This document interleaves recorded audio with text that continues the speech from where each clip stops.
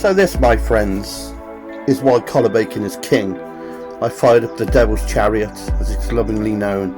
Lethal bit of kit, but just the best for slicing bacon. But this collar coming off is absolutely stunning. A stunning cut, my favourite cut, really old school.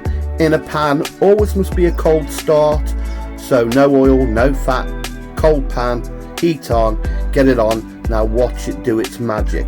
What you'll notice with this is there'll be no gunk coming out of it, there's no shrinkage. What you're seeing is the fat or the lard rendering out, and if you look you'll see that it is actually frying, sizzling that old school bacon cook, and you're left with the gold, the lard, and there you have it, one of the tastiest cuts of bacon going.